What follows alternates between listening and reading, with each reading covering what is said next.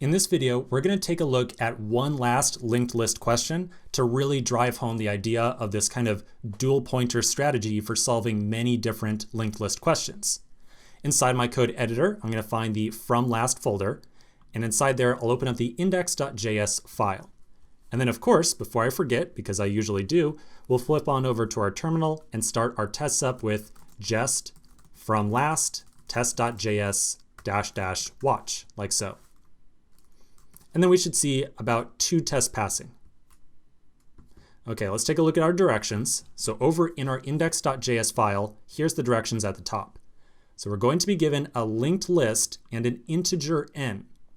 Our goal is to return the element that is n spaces from the last node in the list.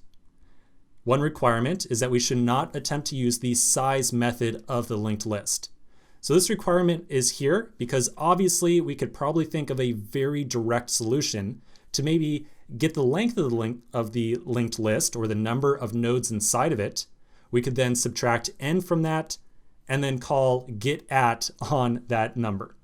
So that'd be a very straightforward and easy solution. And obviously with interview questions, we're usually trying to find some challenge in a task. So we're not going to take the easy way out here by just using the size method. And in fact, we're going to try to come up with a solution that does not involve directly counting out the number of elements in the linked list at all. So I don't really want to worry about the number of elements in the linked list. We're going to try to think of some other way to get the nth element from the end. Now the other thing the directions say here is that we should always assume that n will be less than the length of the list. So in other words, if we have a linked list of 10 items, we don't have to worry about being asked for the element like 20,000 from the last element. In other words, don't worry about overflow here. N will always be less than the length of the list.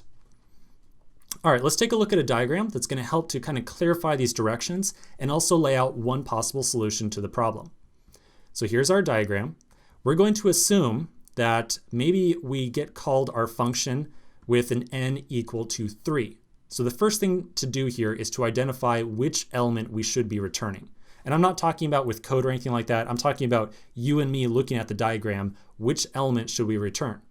So if n is equal to 3, we want to return the element that is 3 spaces from the last. So here's the last element right here. We're going to return 1, 2, 3. So this is the third element from the final in the list. To give you a more clear example of what this n right here really means, imagine if n equals 0, and then we said, I want the element that is 0 spaces from the last element in the list. So 0 spaces from the last element would be the last element. That's gray. If we then incremented that to 1, obviously that must mean the next element of purple. 2 would be orange, and then 3 again, obviously that would be red. So n equals 3 means give me red right here. Okay, so let's talk about how we can solve this by using this slow and fast strategy.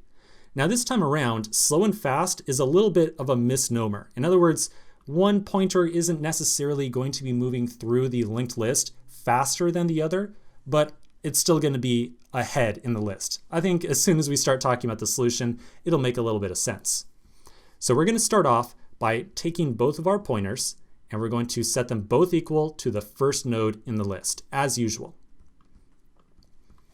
Now, step 2, we're going to take n equals to 3 right here. So n equals 3, we are going to use that, and we're going to say that we're going to advance the fast pointer 3 spaces through our linked list. So in one step, like this is going to be kind of a 2-part solution. In step 1, we are going to advance fast forward by 3. So we're going to say 1, 2, and 3. So now fast is pointing at orange. In that step, we didn't touch slow at all. So we're going to initialize slow, and then we're not going to touch it during this first phase. After we complete moving fast forward by 3 spaces, we're then going to enter the second phase of the solution.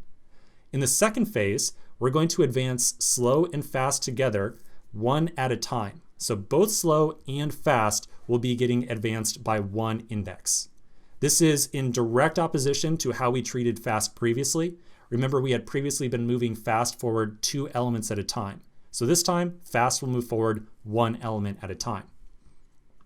So we're going to move forward and move forward.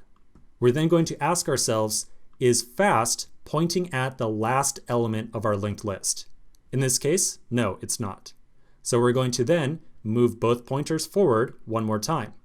So we'll move forward 1, and we will move forward 1. We're going to again ask if fast is looking at the last element, and this time, yes it is.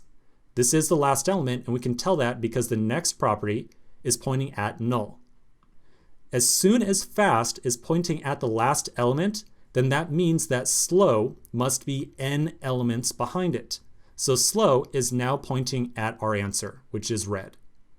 So in practice, this is not the worst solution in the world, just another one of these things where you gotta see the solution in kind of diagram format or just be told what it is. And then as soon as you have a good idea, well, it gets a little bit easier to code together. So let's take a break right here.